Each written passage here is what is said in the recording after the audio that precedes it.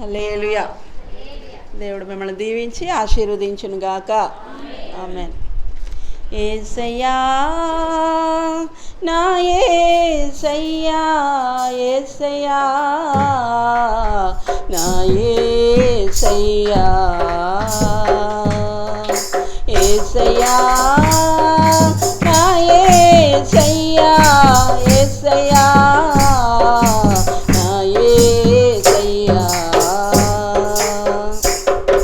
బ్రతికి ఉన్నానంటే నీ కృపా, జీవిస్తున్నానంటే నీ కృపా. బ్రతికి ఉన్నానంటే నీ కృపా, జీవిస్తున్నానంటే నీ కృపా. ఏ యోగ్యత నాలో లేదు, ఎంత భాగ్యమునిచ్చావు. పరిశుద్ధత నాలో లేదు, నీ ప్రేమను చూపావు. ఏ యోగ్యత నాలో లేదు, ఎంత భాగ్యమునిచ్చావు. పరిశుద్ధత నాలో లేదు, నీ ప్రేమను చూపావు. యేసయ్యా నా యేసయ్యా, యేసయ్యా నా యేసయ్యా, యేసయ్యా నా యేసయ్యా, యేసయ్యా నా యేసయ్యా. నా జీవిత నావా సాగుచుండగా, తుఫానులు వరదలు విసిరి కొట్టగా, కదలలేక నా కథ ముగించబోగా, నూపగా అంటూ నన్ను నడిపినావు. నా జీవిత నావా కొనసాగుచుండగా, తుఫానులు వరదలు విసిరి కొట్టగా, కదలలేక నా కథ ముగించబోగా, నూపగా అంటూ నన్ను నడిపినావు. సదా నిన్ను సేవిస్తూ సాగిపోయేదా, నీ పాదాల చెంతనే వాలిపోయేదా. సదా నిన్ను సేవిస్తూ సాగిపోయేదా, నీ పాదాల చెంతనే వాలిపోయేదా. యేసయ్యా నా యేసయ్యా, యేసయ్యా నా యేసయ్యా, యేసయ్యా నా యేసయ్యా, యేసయ్యా నా యేసయ్యా. నా జీవితమంతా ప్రయాసము పడగా, శోధనల సంద్రంలో మునిగిపోగా, నా ఆశల తీరం అడుగంటిపోగా, ఆప్యాయత చూపి ఆదరించినావు. నా జీవితమంతా ప్రయాసము పడగా, శోధనల సంద్రంలో మునిగిపోగా, నా ఆశల తీరం అడుగంటిపోగా, ఆప్యాయత చూపి ఆదరించినావు. నీ కృపలోనే నా బ్రతుకు ధన్యమైనది, నీ కృపలేనిదే నేను బ్రతుకలేనయ్యా. నీ కృపలోనే నా బ్రతుకు ధన్యమైనది, నీ కృపలేనిదే నేను బ్రతుకలేనయ్యా. బ్రతికి ఉన్నానంటే నీ కృపా, జీవిస్తున్నానంటే నీ కృపా. బ్రతికి ఉన్నానంటే నీ కృపా, జీవిస్తున్నానంటే నీ కృపా. ఏ యోగ్యత నాలో లేదు, ఎంత భాగ్యమునిచ్చావు. పరిశుద్ధత నాలో లేదు, నీ ప్రేమను చూపావు. ఏ యోగ్యత నాలో లేదు, ఎంత భాగ్యమునిచ్చావు. పరిశుద్ధత నాలో లేదు, నీ ప్రేమను చూపావు. యేసయ్యా నా యేసయ్యా, యేసయ్యా నా యేసయ్యా.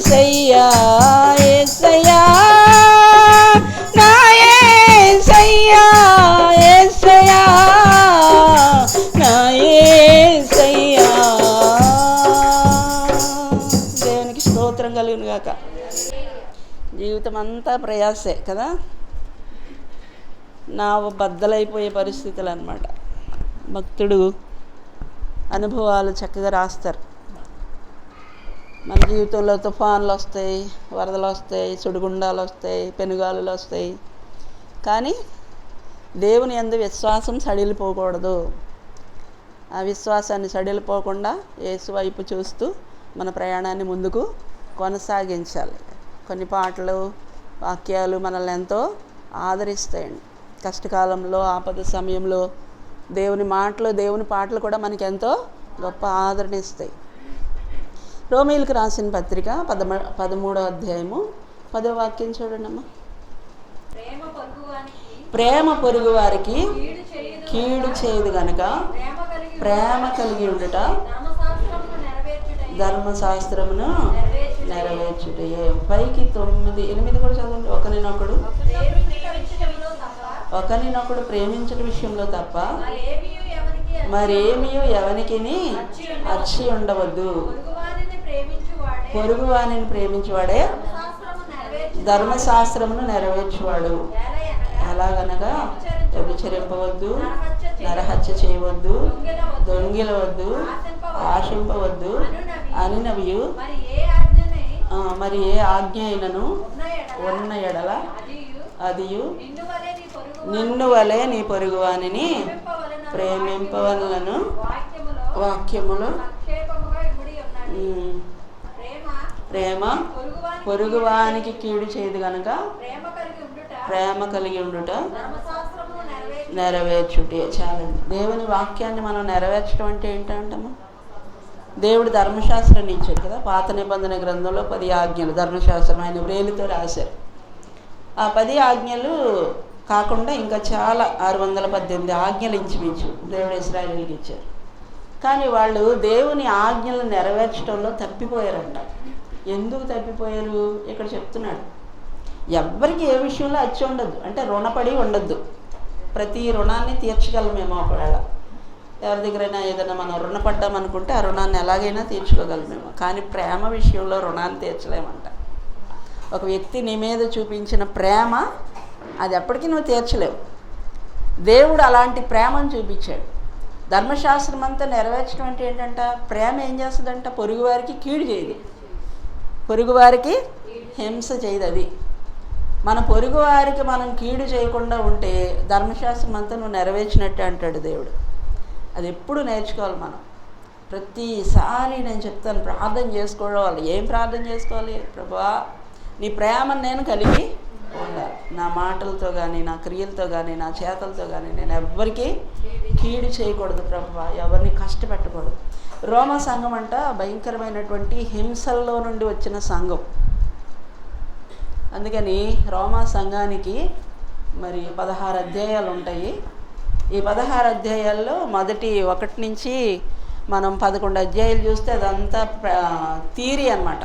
చెప్తాడు, ప్రేమ గురించి చెప్తాడు, దేవుని ప్రేమ గురించి చెప్తాడు, ఎలా ఉండాలో ఆ ప్రేమను ఎలాగ మనం ఇతరులకు చూపించాలో చెప్తారనమాట. రెండవది ఏంటంటే 12 నుంచి 16 వరకు ప్రాక్టికల్. చదువుకున్న పిల్లలకి, సైన్స్ చదువుకున్న పిల్లలకి తెలుస్తుంది. ఒక కప్ప గురించి చెప్తారు, ఒక వానపాము గురించి చెప్తారు. పాఠం చదువుకుంటారు. పాఠంలో అది ప్రాక్టికల్గా నీకు తెలియాలి అంటే కప్పలో ఉన్న శరీర భాగాలన్నీ కూడా చదువుకుంటా, చిన్నప్పటి నుంచి చదువుకుంటాం.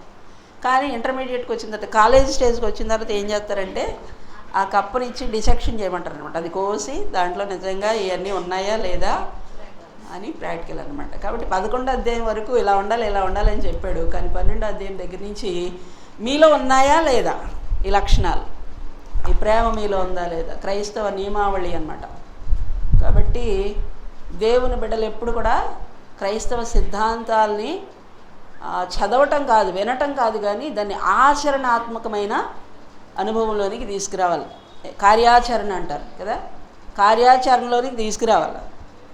వింటే ఏం ప్రయోజనం? ఎన్నాళ్ళైనా వినేవారిగా ఉండకూడదు, ఆచరించేవారిగా ఉండాలి. యేసు ప్రభు వారు మనం మత్తయి సువార్తలోకి వస్తే ఆయన 5, 6, 7 అధ్యాయాల్లో గొప్ప ప్రసంగాలు చేశారు కదా. కొండ మీద ప్రసంగం, మత్తయి సువార్త 5 వద్దామా చదవక్కర్లేదు. మత్తయి సువార్త మనం చూస్తే 5వ అధ్యాయము, 6వ అధ్యాయము, 7వ అధ్యాయం కనుక మనం చూస్తే 3 అధ్యాయులు కూడా ధర్మశాస్త్రాన్ని బోధించారు దేవుడు. అవునా? అది థియరీ అన్నమాట. చూడండి 17వ వాక్యంలో అంటారు, ధర్మశాస్త్రమునైనను ప్రవక్తల వచనములైనను కొట్టివేయి వచ్చిందని తలంచొద్దు అంటారు 5వ అధ్యాయం 17వ వాక్యంలో. అవునా? నెరవేర్చుడికే కానీ కొట్టివేయుటకు నేను రాలేదు. ఆకాశమును భూమియు గతించిపోయినా కానీ ధర్మశాస్త్రం అంతయు నెరవేరు వరకు దానిలో నుండి ఒక పొల్లైనా సొన్నైనా తప్పిపోదు అంటాడు. అంటే ధర్మశాస్త్రం అంతా ఏంటి? అక్షరం, రాతి పలకల మీద రాసి ఇచ్చారు అక్షరం. కానీ అక్షరం చంపేస్తుంది, ఆత్మ జీవింపజేస్తుంది. అక్షరం కాదు, దేవుడు దాన్ని ఆత్మగా మార్చమన్నారు. అంటే ఆత్మీయ జీవితంలో నీ అనుభవంలోనికి రావాలి ధర్మశాస్త్రం అనేది. యేసుప్రభువు వారు చెప్పడమే కదండి, చాలా విషయాలు చెప్పారు. 43లో చూడండి, నీ పొరుగువాని ప్రేమించి నీ శత్రువుని ద్వేషించమని చెప్పబడిన మాట మీరు విన్నారు కదా. నేను మీతో చెప్పినది ఏమనగా, మీరు పరలోకమందున మీ తండ్రి కుమారులై ఉండినట్లు మీ శత్రువులను ప్రేమించండి, మిమ్మల్ని హింసించి వారు కూడా. ఈ మాటలన్నీ చెప్పారు. ఇదంతా ధర్మశాస్త్రం మళ్ళా చెప్పారు కదా. పాత నిబంధనలో ధర్మశాస్త్రం ఏంటి? కంటికి కన్ను పంటికి పన్ను. కానీ క్రొత్త నిబంధనలో యేసయ్య చెప్పిన ధర్మశాస్త్రం ఏంటి? పాత నిబంధనలో ధర్మశాస్త్రము కఠినంగా ఉంటుందని అనుకుంటాం, కానీ పాత నిబంధన ధర్మశాస్త్రాన్ని మనం ఎలా నెరవేర్చగలమంటే దేవుని ప్రేమ చేత నెరవేర్చగలం. ఒక నరహత్య చేయకుండా ఉండాలి అంటే పొరుగువాడికి కీడు చేయకూడదు, అంతే కదా. పొరుగువాడికి నువ్వు కీడు చేయకుండా ఉంటే నువ్వు నరహత్య చేయవు. ఆ మనసు నీకుంటే, ఆ ప్రేమించే మనసు నీకుంటే, ఆ ప్రేమ ఏం చేస్తుందంట? పొరుగువాడికి కీడు చేయదంట. ఇప్పుడు నరహత్య చేయొద్దు అన్నాడు. నరహత్య చేయొద్దు అంటే నీలో ప్రేమ ఉంటే ఖచ్చితంగా నువ్వేం చేస్తావు? ఫోన్లే అని వదిలిపెడతావు, క్షమిస్తావు. ఇక్కడ అదే చెప్తున్నాడు అనమాట. పొరుగువాడిని ప్రేమించాలి, శత్రువుని ప్రేమించాలి, వాళ్ళ కొరకు ప్రార్థన చేయాలని చెప్తున్నాడు. కాబట్టి మనం ధర్మశాస్త్రాన్ని నెరవేర్చే విషయంలో ఎప్పుడూ సంసిద్ధంగా ఉండాలి, అంతే కదా. నా ఆజ్ఞలు గైకోవాలని చెప్పాడు దేవుడు. ఆజ్ఞ అతిక్రమమే పాపం అన్నాడు. ఇప్పుడు ఆజ్ఞ ఏదైనా ఉంది అంటే నిన్ను వల్లే నీ పొరుగువాడిని ప్రేమించు. ధర్మశాస్త్రం అంతా ఒక్క మాటలో చెప్పాలంటే గలతీలకు రాసిన పత్రికలో అంటాడు, ఏమంటాడు? నిన్ను వల్లే నీ పొరుగువాడిని ప్రేమించు, అంతే.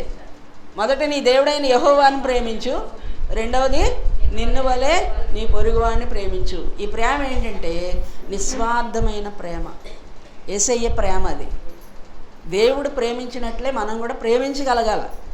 యేసయ్య బిడ్డలమని చెప్పుకునేటప్పుడు యేసయ్య ఎలాగైతే ప్రేమించాడో మనల్ని ఎలా ప్రేమించాడు? ఆయన నిస్వార్థమైన ప్రేమ కదా, దేవుని ప్రేమ.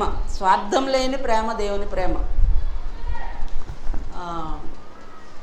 పాతకాలంలో చదువుకున్న వాళ్ళకి, 10th క్లాస్ అది చదివిన వాళ్ళకి నాన్ డీటెయిల్ బుక్ కూడా ఉండేది. ఇప్పుడు ఉందా? నాన్ డీటెయిల్ బుక్ కూడా ఉంది, ఉందమ్మా. Telugu non detail, Hindi non detail, English non detail ఉంది కదా. అందులో షేక్స్పియర్ అని ఒక ఆయన ఇంగ్లీష్ నాన్ డీటెయిల్ ఆయన రాసిన పుస్తకాలు ఉండేవి అన్నమాట. ఆ నాన్ డీటెయిల్లో షేక్స్పియర్ ఒక స్టోరీ రాస్తారు. ఏంటో స్టోరీ అంటే, ఒక తల్లి చాలా కష్టపడి తన కుమారుడిని పెద్దవాడిని పెంచుతుంది. తండ్రి చనిపోతాడు, కుమారుడిని బాగా పెద్దవాడిని చేస్తుంది. బాగా వాడికి కావాల్సినవి అన్నీ చాలా కష్టపడి ఆమె శక్తికి మించి కూలి పని చేసుకొని, ఆ పని ఈ పని చేసుకొని, ఆ డబ్బులతో తన కుమారుడిని బాగా చదివించాలి, బాగా వాడిని పెద్దవాడిని చేయాలి, వాడికి కావాల్సినవి అన్నీ ఇవ్వాలి అని ఆ తల్లి కుమారుడిని చాలా ప్రేమించి వాడికి కావాల్సినవి అన్నీ పడిపోతామా, వాడికి కావాల్సినవి అన్నీ సమకూర్చడానికి ఏం చేసేదట? చాలా కష్టపడి పనిచేసేదంట. పొలాలు ఏరేదంట, కట్లు ఏరుకొచ్చేదంట, మరి ఇళ్లలో పాస్ పనులు చేసేదట. ఇలా చాలా కష్టపడేదంట తన కొడుకుని ఎలాగైనా ప్రయోజకుడిని చేయాలి అని. అలాగే చదివించి వాడిని పెద్దవాడిని చేస్తుందంట. ఆ తల్లి కష్టం చూస్తున్నాడంటే పిల్లోడు, నా తల్లి నన్ను ఎంత కష్టపడి పెంచుతుంది, ఎంత శ్రమ పడుతుంది నా కోసం, తిని తినక తాగి తాక్క నా గురించి ఆలోచిస్తుంది మా తల్లి. కాబట్టి నేను పెద్దవాడిని అయిన తర్వాత నా తల్లికి కూడా నేను ఇంతే ప్రేమని ఇవ్వాలి. నా తల్లి నా నుంచి ఏమీ ఆశించట్లేదు, కానీ నా తల్లి తన కష్టమంతా ఎవరి కోసం అంటే నా కోసం పడుతుంది. కాబట్టి కష్టాన్ని చూస్తున్న కుమారుడు మనసులో ఒక ముద్ర ఉండిపోయిందండి. ఎలా అయినా సరే నా తల్లికి నేను పెద్దవాడిని అయిన తర్వాత కష్టం లేకుండా చూసుకోవాలి. నా తల్లి నన్ను ఎంత ప్రేమించిందో, నా నుంచి ఏమీ ఆశించకుండా నేను కూడా అలాంటి ప్రేమని నా తల్లికి ఇవ్వాలి అనుకున్నాడంట.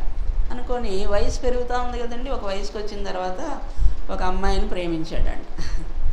అమ్మాయిని ప్రేమిస్తే ఒకరోజు ఆ అమ్మాయిని ఇంటికి తీసుకొచ్చాడంట. ఇంటికి తీసుకొచ్చి, అమ్మ ఇదిగో ఈ అమ్మాయిని నేను ప్రేమించాను, ఈ అమ్మాయిని నేను వివాహం చేసుకోవాలనుకుంటున్నాను అని చెప్పాడంట. సరే నాన్న, మంచిది, నీకు నచ్చినట్లుగా చెయ్యి అందంట. అంటే వాడేం చేశాడు, ఆ అమ్మాయి ఏం చేసిందంట, ఇదిగో నా తల్లి గురించి చెప్పాడంట.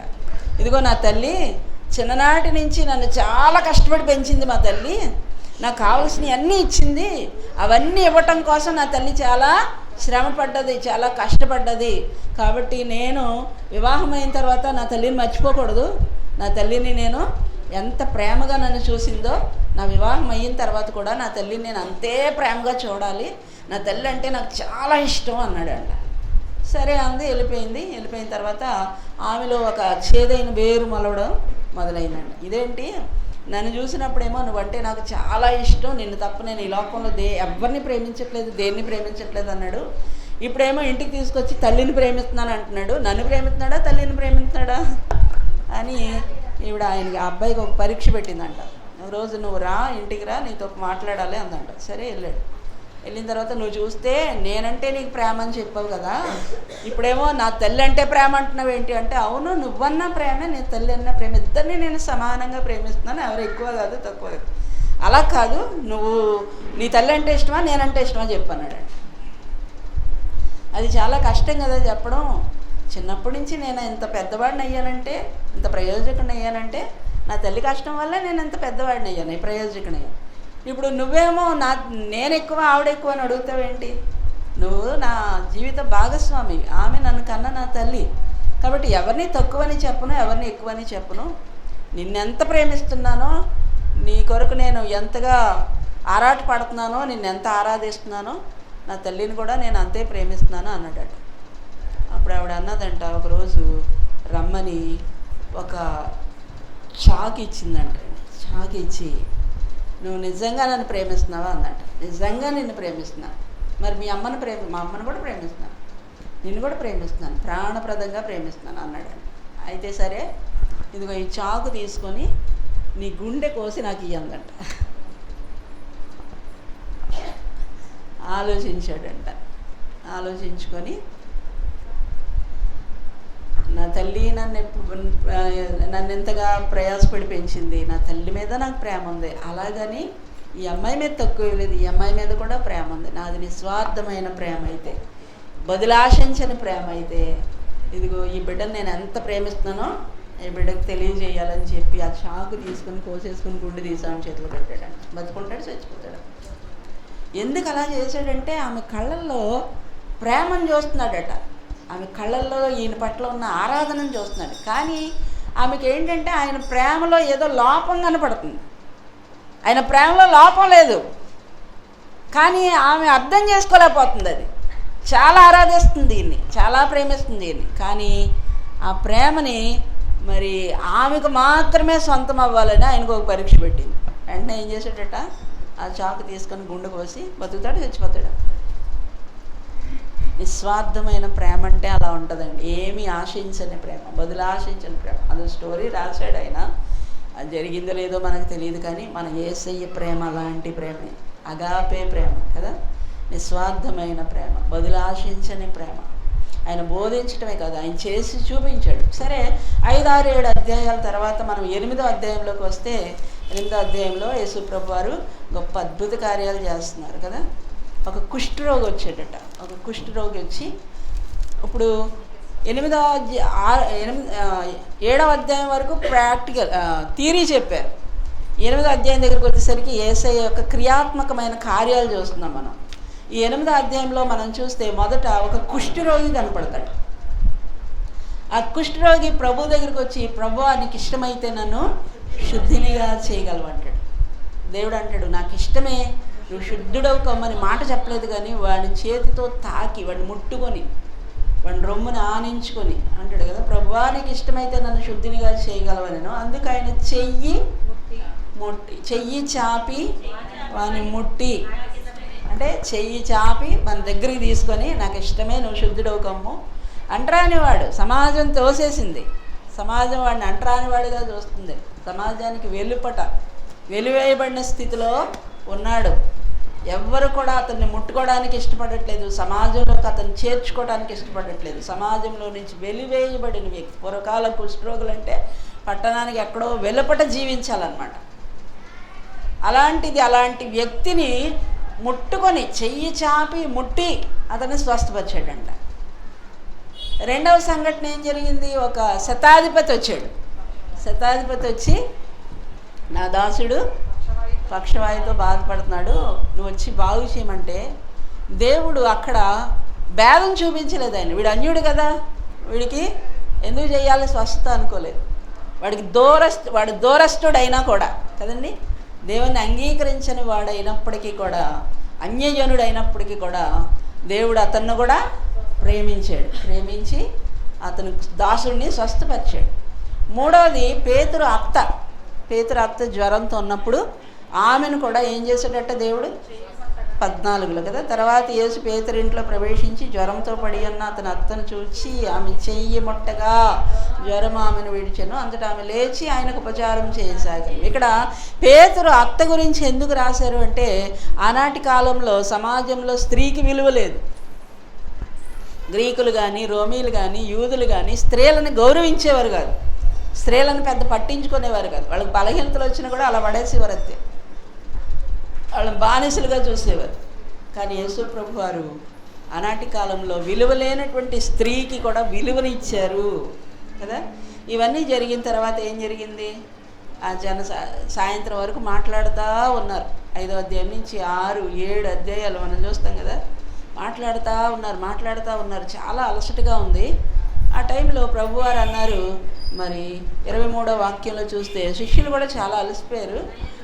ధోని ఎక్కినప్పుడు ఆయన శిష్యులు వెంట వెళ్ళిరి. అంతటా సముద్రం మీద తుఫాను లేచినందున ఆ ధోని అలల చేత కప్పబడి,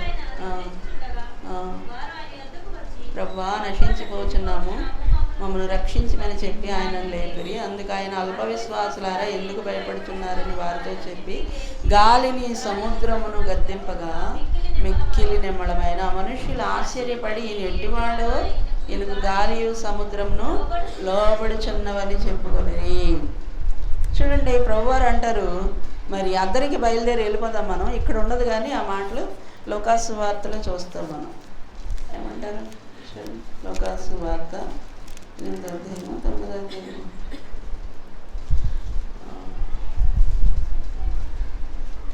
8వ అధ్యాయము 22 నుంచి చదువు. మరి ఒకనాడు ఆయన అద్దరికి పోదామని వారితో చెప్పగా వారు ఆ ధోనిని త్రోసి బయలుదేరి. ఇక్కడ అద్దరికి అనే మాట లేదు కానీ అక్కడ ప్రభువారు ఏం చెప్పారమ్మా? అద్దరికి వెళదాము, ఒక ధోనిని సిద్ధపరచండి అని చెప్పారట. ఈ 3 రోజులు మరి ఆయన చాలా అలసిపోయి ప్రయాసపడి ఉన్నారు కాబట్టి అలసటతో ఉన్నారు. ఉదయం నుంచి వాక్యాన్ని బోధిస్తూ వచ్చిన రోగుల్ని స్వస్థపరుస్తూ, ఆ పై వాక్యంలో చదివితే మనం కనబడుతుంది. అక్కడికి వచ్చిన రోగులందరినీ కూడా స్వస్థపరుస్తూ ఉన్నారంట. స్వస్థపరుస్తూ ఇక చాలా అలసిపోయి అద్దరికి ప్రయాణమై వెళ్దాం మనమని ప్రయాణమయ్యారు. ప్రయాణమైనప్పుడు మరి గొప్ప తుఫాను వచ్చింది కదా. యేసయ్య అన్నారా దూరంలో? అన్నారా? నా జీవితం అంతా ప్రయాసము పడగా అనా పెద్ద తుఫాను వచ్చిందంట. యేసయ్య ఉన్నాడు అందులో. కానీ వీళ్ళు ఏం చేస్తున్నారు? కష్టపడ్డారు, ప్రయాసపడ్డారు, కానీ వాళ్ళకి అసాధ్యమైపోయింది ఆ తుఫాన్ని ఎదిరించడం. నావ అంతా కూడా తలకిందులైపోయే పరిస్థితులు ఏర్పడ్డాయి. అప్పుడు ప్రభువుని లేపంటారు, ప్రభువా మేము నశించిపోతున్నాం, నీకు చింత లేదా? మనం కూడా చాలాసార్లు అండి మన జీవితంలో మనం తట్టుకోలేనంత పోరాటాలు మన జీవితంలో వస్తాయి. అవునా? మనం భరించలేనంత శ్రమ, మనం భరించలేనంత కష్టం మన మీదకి వస్తుంది. వాళ్ళు ఎందుకు అల్ప విశ్వాసులు అయిపోయారు? దేవుడు అంటాడు, ఎందుకు మీరు అల్ప విశ్వాసంతో ఉన్నారంటారు. ఆ మాట ఎందుకు వాడారు? ఆయన ఏం చేశారు? వాగ్దానం ఇచ్చారా లేదా? అద్దరికి వెళదాం అన్నారా? చేరుస్తారా చేర్చరా? మన జీవితాన్ని అద్దరికి చేరుస్తారా చేర్చరా? నీ జీవితాన్ని డిజైన్ చేసింది దేవుడు, నీకు వాగ్దానం ఇచ్చింది దేవుడు, నిన్ను నడిపించేది దేవుడు, మనం ఏం చేస్తామంటే దేవుని వాగ్దానాలు మర్చిపోతాం. శ్రమ రాగానే, కష్టం రాగానే అసలు దేవుడు ఉన్నాడా? నిర్గమకాండం 17:7 కదా ఇశ్రాయేలీలు, యెహోవా అనేవాడు ఉన్నాడా? అసలు ఉంటే ఎందుకు మాకు ఈ కష్టాలు? ఆహారం లేదు, నీళ్లు లేవు, ఈ ప్రయాణ బడలిక. ఉన్నాడా? లేకుండానే ఎర్ర సముద్రం దాటారా? మన జీవితంలో కూడా ఇలాంటి భయంకరమైన పెను తుఫాన్లు వస్తాయండి. మన విశ్వాసం ఓడ బద్దలైపోయే అంతగా పోరాటాలు మన మీదకి వస్తాయి. నువ్వు నిజంగా దేవుని బిడ్డవైతే, దేవుని యందు విశ్వాసం కలిగి జీవిస్తే,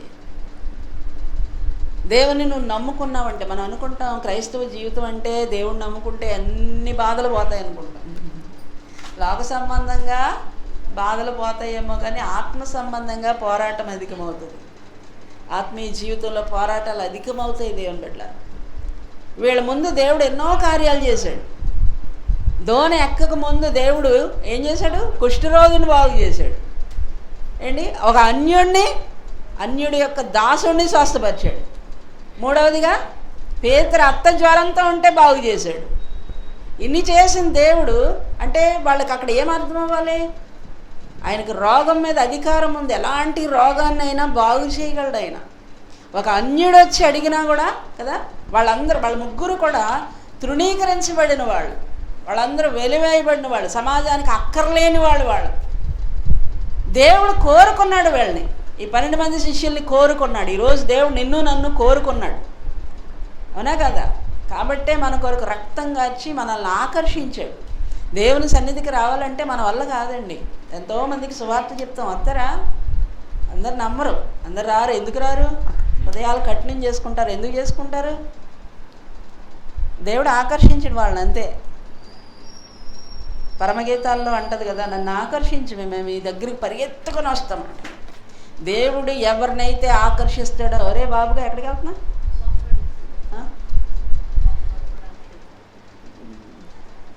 దేవుడు ఇక్కడే ఉంది సింకు, వాడు ఎక్కడికి పోతున్నాడు? దేవుని బిడ్డలని దేవుడు ఆకర్షిస్తేనే దేవుని సన్నిధికి రాగలం మనం. నువ్వు ఒక క్రైస్తవుడిగా మారాలంటే దేవుని కృపని పొందుకోవాలి. దేవుని బిడ్డగా మారాలంటే దేవుని కృపని పొందుకోవాలి. ఇది అనాది కాల సంకల్పం, ఇప్పుడిప్పుడు జరిగింది కాదు. నువ్వు పుట్టకముందే నీ జీవితాన్ని డిజైన్ చేసాడు దేవుడు. నువ్వు ఏ వంశంలో పుట్టాలో, ఏ కుటుంబంలో పుట్టాలో, ఏ కులంలో పుట్టాలో, ఇదంతా దేవుడు ఏం చేశాడు? ఒక ప్రణాళికాబద్ధంగా నీ జీవితాన్ని డిజైన్ చేసి ఈ భూమి మీద తీసుకొచ్చాడు. జగత్తు పునాది వేయబడక ముందే క్రీస్తులో మనల్ని చూశాడంట. దేవుడు మనల్ని ఎన్నుకున్నాడు, ఏర్పరచుకున్నాడు, కోరుకున్నాడు. లోకంలో ఎవరికైనా శ్రమ వస్తేనే దేవుడు చూస్తూ ఉండలేడు కదా, ఆయన ప్రేమను చూపుతాడు కదా. మరి మన జీవితంలో కష్టం వస్తే దేవుడు మనల్ని విధులు పెడతాడా? ఎన్ని బాధలున్నా, ఎన్ని కష్టాలున్నా విశ్వాసాన్ని కోల్పోకూడదు. ఎందుకు మన జీవితంలో కష్టాలు దేవుడు అనుమతింపజేస్తాడు? స్కూల్లో పిల్లలు చూడండి, ఎగ్జామ్స్ ఉంటాయా ఉండవా?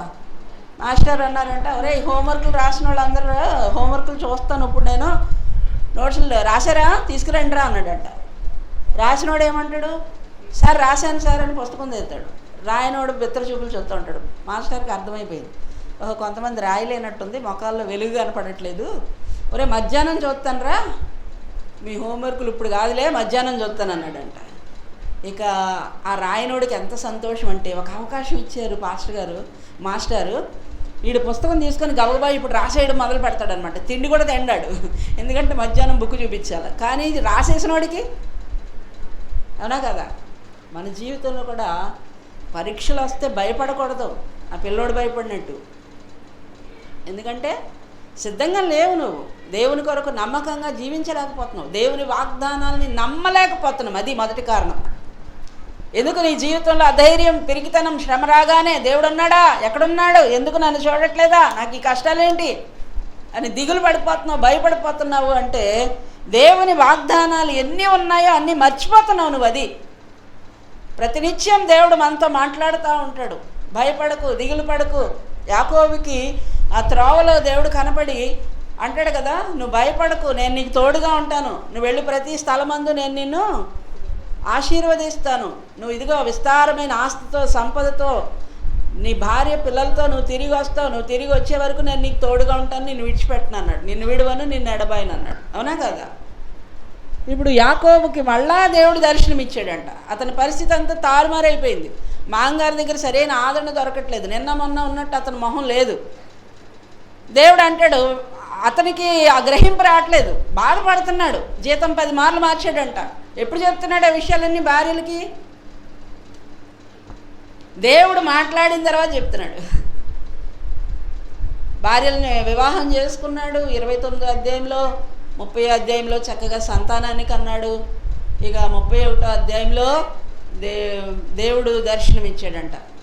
బయలుదేరరా బాబు, ఎవరున్నారు ఇక్కడ నీకు అని దేవుడు మాట్లాడితే ఆ రాత్రి, అప్పుడు భార్యల్ని పొలంలోనికి పిలిచి, మీ నాన్న మొక్కం నిన్న మొన్న ఉన్నట్లుగా నా ఎడలు లేదు, ఇదిగో బామ్మర్దులు ఉన్నారే, మాస్టర్ అంతా తీసేసుకున్నాడు ఈడని చెప్పుకుంటున్నారు. పోయిన రాత్రి దేవుడు నాకు కలలో కనపడి, ఇక్కడ ఎవరున్నారు నీకు, బయలుదేరు నీ ఇంటికి అని చెప్పాడు. అంటే అప్పుడు వాళ్ళు అంటారు, మాకు మాత్రం ఏముంది ఇక్కడ, నువ్వు ఎలా చెప్తే అలాగే మేము కూడా మీతో బయలుదేరతామని చెప్తారు. దేవుడు బయలుదేరమని చెప్తే మళ్ళా దేవుడు వాగ్దానాన్ని జ్ఞాపకం చేసి దేవుడు బయలుదేరమని చెప్తున్నాడు. అప్పుడు వరకు అన్ని బాధలు పడుతున్నాడు కానీ, అన్ని కష్టాలు పడుతున్నాడు కానీ, తలకు వర్షానికి ఎండకి నేను క్షీణించిపోయాను అంటాడు. 10 మార్లు మీ నాన్న జీతాన్ని మార్చాడు. దొంగిలిన వాటిని నేను అతనికి లెక్క చెప్పలేదు, అవి నేనే పెట్టుకున్నాను. నష్టాన్ని నేను భరించాను, కష్టాన్ని నేను భరించాను, ఎండకి వానికి తడిచాను, అంత ప్రయాసపడ్డాను కానీ మీ నాన్నకి మనసు కరగలేదు. నిన్న మొన్న ఉన్నట్లుగా అతను లేడు. నిజమేండి, మనుషులు మనల్ని పట్టించుకోరు. మనుషులు మనల్ని లెక్క చేయనప్పుడు, మన కష్టాన్ని గుర్తించినప్పుడు, మన శ్రమను గుర్తించినప్పుడు మనకి చాలా దుఃఖం వేదన కలుగుతుంది. కానీ మన శ్రమని మన కష్టాన్ని చూసి అయిన ఒక ఆయన ఉన్నాడు కదా. ప్రకటన గ్రంథంలో 7 సంఘాలను మనం చూస్తే ఎఫెసు సంఘంతో అంటాడు కదా, నీ శ్రమను, నీ కష్టాన్ని, అవునా, నీ దరిద్రతను నేను చూశాను. దేవుడు నిన్ను చూస్తున్నాడు. మరి ఎందుకు దేవుడు ఇలాంటి పరిస్థితులకు మనల్ని అప్పగిస్తాడు? ఎందుకు దేవుడు మనల్ని శ్రమల గుండా నడిపిస్తాడు? నెబుకద్నెజరు వచ్చి యెరూషలేము మీదకి దండెత్తి పట్టణం అంతా తగలబెట్టేస్తుంటే, వాళ్ళందరినీ కాల్చేస్తుంటే దేవుడు ఎందుకు చూస్తా ఊరుకున్నాడు? యోబు జీవితంలో ఇన్ని శ్రమలు, ఇన్ని పోరాటాలు వస్తుంటే దేవుడు ఎందుకు మాట్లాడకుండా మౌనంగా ఉన్నాడు? వాళ్ళు అంటారు, నీ భక్తి నీకు ధైర్యం పుట్టించదా, నీ యథార్థ ప్రవర్తన నీ నిరీక్షణకు ఆధారం కాదు, భక్తి లేనోడు కాబట్టి దేవుడు నిన్ను. వాళ్ళ ఆలోచన ఏంటంటే, భక్తి లేకపోతే దేవుడు మనల్ని శిక్షిస్తాడు, దేవుడు మనకి దూరం అయిపోతాడు. కొన్నిసార్లు ఎంత పిలిచినా, దావీదు కూడా అంటాడు, ప్రభువా ఎందాక నీవు మమ్మలను కరుణింపగా ఉందువు, ఎంతకాలం నువ్వు మాకు విముఖుడవై ఉంటావు, నీ ముఖాన్ని ఎంతకాలం దాచుకుంటావు, నీ ముఖాన్ని నువ్వు దాచుకుంటే మేము కలత చెందుతున్నాం ప్రభువా. దేవుడు చాలాసార్లు మనకి అందనంత దూరంలో ఉన్నట్టుగా ఉంటాడు. నీ పక్కనే ఉంటాడు ఆయన. ఎక్కడున్నాడు ఆయన? దోనిలోనే ఉన్నాడు. మన జీవితంలో కూడా ఇలాంటి పోరాటాలు వస్తాయి దేవుని బిడ్డలారా. ఆ కష్టాలు, ఆ శ్రమలు, ఆ బాధలు వచ్చినప్పుడట మనం దేవుని విడిచిపెట్టడం కాదు. ఎఫెసీయులకు రాసిన పత్రిక, ఫిలిప్పీలకు రాసిన పత్రికలో 1వ అధ్యాయం 28వ వాక్యం చదవండి. పౌలు చెప్తాడు ఫిలిప్పీలతో, వాళ్ళు కూడా చాలా శ్రమల్లో ఉన్నారు. పౌలు ఎక్కడ ఉన్నాడంటే చెరసాల్లో ఉన్నాడు. ఎదిరించువారు, ఆ పైన చదవము, మేము వచ్చి అని ఉంటుంది కదా, అది మేము వచ్చినా రాకపోయినా మీరు ఏ విషయంలో కూడా ఎదిరించే వారికి బెదిరిపోకూడదు. చాలు ఏంటంట, శ్రమలకి భయపడకూడదు, కష్టాలకి భయపడకూడదు. విశ్వాస యాత్రలో తుఫాన్లు వచ్చినా, ఓడ బద్దలైపోయే పరిస్థితులు వచ్చినా నా దేవుడు నాతో ఉన్నాడు, నాకు వాగ్దానం చేశాడు. మొదటిది ఏంటంట, వాగ్దానం మర్చిపోతాం మనం. దేవుడు ఇచ్చిన వాగ్దానాలు మర్చిపోతాం. దేవుడు అంటాడు, దేవుడు ఎన్ని వాగ్దానాలు ఇచ్చాడో అన్నీ అవును ఆమెన్ అన్నట్లుగా ఉన్నాయంట. నీ జీవితంలో దేవుడు ఏ వాగ్దానం చేసినా ఆ వాగ్దానం అవును ఆమెన్ అంతే. దానికి మించి పుట్టినది దుష్టుడి నుంచి పుట్టినది అంటాడు. దేవుడు ఇచ్చిన ప్రతి వాగ్దానాన్ని దేవుడు అంటాడంటే ఆమెన్ ఆమెన్ అండి. మనం కూడా ఏమనాలి? ఆమెన్ ఆమెన్ అనాలి. దేవా నువ్వు ఇచ్చిన ప్రతి వాగ్దానం కొరకు నీకు స్తోత్రం నాయన, ప్రతి వాగ్దానాన్ని నెరవేరుస్తావయ్యా. శ్రమల వైపు కాదు నాయన, ఇబ్బందుల వైపు కాదు నాయన, పోరాటాల వైపు కాదు నాయన. మా జీవితంలో ఎంత పోరాటమో చెప్పలేనండి. 2013 సంవత్సరంలో ఇంచుమించు కొంచెం అప్ అండ్ డౌన్స్ ప్రారంభమయ్యాయి. అలాగ ఇప్పుడు 2025 వచ్చేసింది. చేస్తాడు చేస్తాడు చేస్తాడు. విశ్వాసాన్ని కోల్పోకుండా. అంటే దేవుడు ఎంతవరకు పరీక్షిస్తాడంటే నీ విశ్వాసం సన్నగిల్లిపోయే పరిస్థితులు వచ్చే వరకు కదా, పరిస్థితులన్నీ తారుమారైపోయి నువ్వు దేవుని మీద నీ బలాన్ని నీ శక్తిని అంతటినీ కోల్పోయి, ప్రభువా ఇక నువ్వే దిక్కునైనా, నువ్వేం చేస్తావో చేయనైనా, చావో రేవో నువ్వే ప్రభువా అనే వరకునంట దేవుడు మనల్ని పరీక్షిస్తాడంట. అంటే అప్పటి వరకు నీ విశ్వాసం సడలిపోకూడదు. వడలిన మీ చేతుల్ని, సడలిన మీ మోకాళ్ళని ఏం చేయమంటాడు? బలపరచండి. ప్రార్థన ప్రార్థన ప్రార్థన. విశ్వాసం నేత్రాలతో దేవుని వైపు చూస్తూ, దేవా దేవా నా జీవితంలో కార్యం చేయను. దేవుడు నిన్ను విడిచిపెట్టలేదు. దేవుడిచ్చిన వాగ్దానాలు మర్చిపోలేదు. నీ విశ్వాసానికి దేవుడు పరీక్ష పెడుతున్నాడు. ఎంతవరకు అంటే యోబు సమస్తాన్ని కోల్పోయాడు. ఇంకా జీవితంలో ఆశలేమి లేవు. ఇంకెందుకు దేవుడు నమ్ముకోవడం? యోబుని ఎందుకు పెట్టాడు మన ఎదుట? కానీ వాగ్దానాలు ఉన్నాయి. నెరవేరుస్తాడా? నెరవేరుస్తాడండి. నువ్వు జాగ్రత్తగా దేవుని వెతికిన యెడల, యోబు గ్రంథం 5వ అధ్యాయంలో కావాలి ఉంటుంది, 8వ అధ్యాయంలోనా 5వ అధ్యాయంలో, నువ్వు జాగ్రత్తగా దేవుని వెతికిన యెడల, సర్వశక్తుడకు దేవుని బ్రతిమాలుకుని యెడల, నువ్వు పవిత్రుడివై యథార్థవంతుడివైన యెడల నిశ్చయముగా ఆయన యందు శ్రద్ధ నిలిపి నీ నీతికి తగినట్లుగా దేవుడు ఏం చేస్తాడంటమ్మా? నీ నివాస స్థలమును వర్ధిల్ల చేస్తాడు. అప్పుడు నీ స్థితి మొదట కొంచెంగా ఉంటుంది, కానీ తొదకు నీవు మహాభివృద్ధి మహాభివృద్ధి. ఆ విశ్వాసం ఎప్పుడు కోల్పోకూడదు. శిష్యులు అద్దరికి వెళదామని అన్నాడు కదా దేవుడు. ఎంత తుఫాను వచ్చినా కూడా మాట ఇచ్చి నెరవేర్చే దేవుడు ఆయన మాటలో శక్తి ఉంది. ఆయన మనల్ని ఎంతగా ప్రేమిస్తున్నాడంటే, ఆయన ప్రాణం పెట్టినంతగా మనల్ని ప్రేమిస్తున్నాడు. ఈ శ్రమల్లో మనల్ని వదిలిపెడతాడా? ఈ పోరాటాల మధ్యలో మనల్ని వదిలేస్తాడా? నీ నమ్మకం, నీ విశ్వాసం దేవుని మీద ఉండాలి. దేవా, ఎన్ని పరిస్థితులు ప్రతికూలమైపోయినా కూడా నేను మాత్రం నిన్ను విడిచిపెట్టను ప్రభువా. మనం 4 విషయాలు చెప్తాను చూడండి. ఒకటి, దేవుని వాగ్దానాలు మర్చిపోతాం. మనం మర్చిపోయేలాగా ఉంటాయన్నమాట ఈ శ్రమలు. దేవుని వాగ్దానాలు మర్చిపోకూడదు. రెండవది, విశ్వాసంలో నువ్వు ఎక్కడున్నావో నీకు తెలియచేయడానికి దేవుడు, నీ విశ్వాస జీవితం ఎంతవరకు దేవునిలో నమ్మకం ఉంచుతున్నావు, నీ మీద నువ్వు ఆధారపడుతున్నావా, నీ శక్తి మీద నువ్వు ఆధారపడుతున్నావా, నీ బలం మీద నువ్వు ఆధారపడుతున్నావా, మనుషుల మీద నువ్వు ఆధారపడుతున్నావా, దేవుని మీద నువ్వు ఆధారపడుతున్నావా? నీ విశ్వాస పరీక్ష అన్నమాట. నీ విశ్వాసం ఎక్కడుందో చూసుకోవటానికి. మూడవది, తన ప్రేమను రుజువు చేయడానికి. పరిస్థితులు అన్నీ తారుమారైపోయినా దేవుని ప్రేమ నీకుంటే చాలు, మళ్ళా దాన్ని మొదటి స్థితికి తీసుకురాగలడు, పునరుద్ధరించగలడు. అవునా? పునరుజ్జీవంతో నింపగలడు. పాడైపోయిన పరిస్థితులను, ఎండిపోయిన పరిస్థితులను అంటాడు, అరణ్యాన్ని నీటి మడుగులుగా. యెషయా గ్రంథంలో చదువుతాం కదా 45. అరణ్యాన్ని నీటి మడుగులుగా చేస్తాడట. ఎండిన భూమిని నీటి ఊటలుగా మారుస్తాడట. ఎండిపోయింది నా జీవితంలో, ఇంకేం లేదు. నిరాశలోనికి నువ్వు వెళ్ళిపోయినప్పుడు, నీ ఆత్మ అంతా కృంగిపోయిన పరిస్థితుల్లో ఉన్నప్పుడు, నీకు ఏ దారి కనపడినప్పుడు, అన్ని దారులు మూసుకుపోయినప్పుడు దేవుడు అంటాడు, నేనున్నాను కదా. యెరూషలేము అంతా పాడైపోయింది, దిబ్బలుగా మారిపోయిందంట. ఒక్క మొక్క కూడా మొలవకుండా ఏం చేశాడు? నాగళ్ళతో దున్ని ఉప్పు జల్లి వెళ్ళిపోయాడు. మొక్కలు మొలుస్తాయా? కానీ దేవుడు అంటాడు, నేను ఆ నేలను సారవంతమైన నేలగా మారుస్తాను. మరలా మీరు ఇండ్లు కట్టు, పాడైపోయిన పురాలను తిరిగి కడతాను. నీ జీవితం ఎంత పాడైపోయినానండి, ఎంత పతనమైపోయినా ఒక విశ్వాసం నీకు, ఒక నిరీక్షణ నీకు దేవుడు వాగ్దానం చేశాడు. ఒకసారి మన విశ్వాసాన్ని పరీక్షించుకోవడమే కాదు, మన జీవితాన్ని కూడా పరీక్షించుకోవాలి. ఎక్కడైనా నేను జారానా, తప్పటడికి వేశానా, దేవునికి ఆయాస్కరమైంది ఏదైనా నాలో ఉందా? దేవుడికి ఏంటంటే ఆయన ఎలాంటి ప్రేమను లోకానికి చూపించాడో నువ్వు కూడా అలాంటి ప్రేమతో బ్రతకాలని దేవుని యొక్క ఆశ. నిస్వార్థమైన ప్రేమ. దేవుడు నిన్ను ఎలా ప్రేమించాడేమో ఆశించకుండా ప్రేమించాడు. మనం కూడా దేవుడిని ఎలా ప్రేమించాలా? అలాంటి ప్రేమని నీలో కోరుకుంటున్నాడు ఆయన. అంతేనా? తన ప్రేమను రుజువు చేస్తున్నాడంట మన శ్రమల్లో. మనం శ్రమలో ఉన్నప్పుడు, కన్నీటిలో ఉన్నప్పుడు దేవుడు మమ్మల్ని పట్టించుకోవట్లేదు, ఆయన మమ్మల్ని విడిచిపెట్టాడు అనుకుంటాం. కానీ ఆయన మనల్ని ప్రేమిస్తున్నాడు. ఎందుకు ఆలస్యం, ఎందుకు శోధన, ఎందుకు దుఃఖం? దేవుడు నిన్ను ప్రేమిస్తున్నాడు. నీ పరిస్థితులన్నీ ప్రతికూలం అయిపోయినా కూడా నేనున్నాను, భయపడకు అని ధైర్యం చెప్పడానికి కదా. భయపడకండి అన్నాడా లేదా? భయపడకండి. ఆ నావలో ఉన్న వాళ్ళతో ఏమన్నాడు? భయపడకుడి. మనం కూడా భయపడకూడదని, పరిస్థితుల వైపు చూడకూడదు కానీ కదా. విశ్వాసం నాకు కర్తయు దాన్ని కొనసాగించి వాడైనా యేసు వైపు చూచుచు. యేసు వైపు చూడు, నీ భారమంత తీరు, తీరానికి చేరు.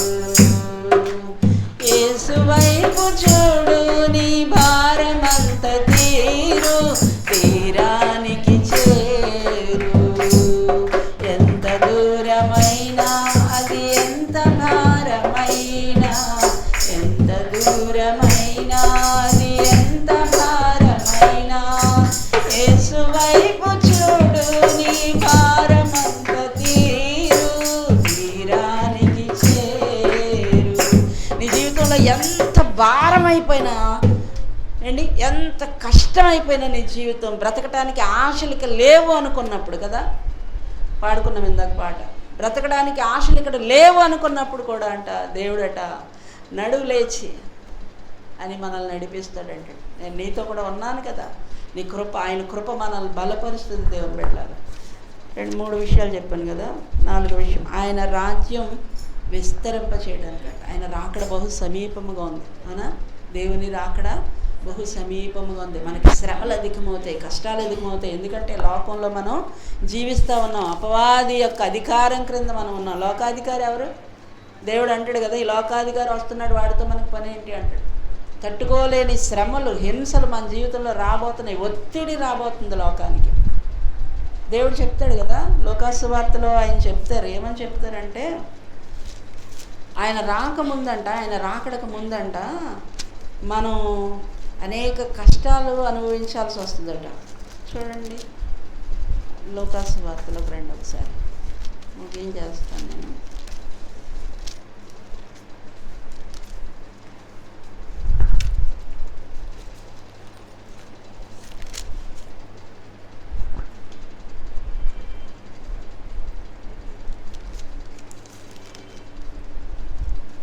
లూకాసువార్త 21వ అధ్యాయం 10వ వాక్యం చదువుతున్నాను. మరియు ఆయన వారితో ఇట్లా, నేను జనం మీదకి జనమును, రాజ్యం మీదకి రాజ్యం లేచును, అక్కడక్కడ గొప్ప భూకంపాలు కలుగును, తెగుళ్ళు కరువులను తటస్థించును, ఆకాశం నుండి మహాభయోత్పాతములను గొప్ప సూచనలను పుట్టును. ఇవన్నీ జరగక మునుపు వారు మిమ్మల్ని బలాత్కారంగా పట్టి నా నామము నిమిత్తము మిమ్మును రాజుల యొద్దకును అధిపతుల యొద్దకును తీసుకుని పోయి సమాజ మందిరములకును చెరసాలకును అప్పగించి హింసిస్తారు. ఇది సాక్షాత్తమే మీకు సంభవిస్తుంది. కాబట్టి మేమేం సమాధానం చెప్పుదుమా అని ముందుగా చింతింపకుందుమని మీ మనస్సుల్లో నిశ్చయించుకోండి. మీ విరోధులందరూ ఎదురాడుటకును కాదంటకును వీలు కాని వాక్కును జ్ఞానమును దేవుడు మీకు అనుగ్రహిస్తాడు. తల్లిదండ్రుల చేత, సహోదరుల చేత, బంధువుల చేత, స్నేహితుల చేత మీరు అప్పగింపబడతారంట.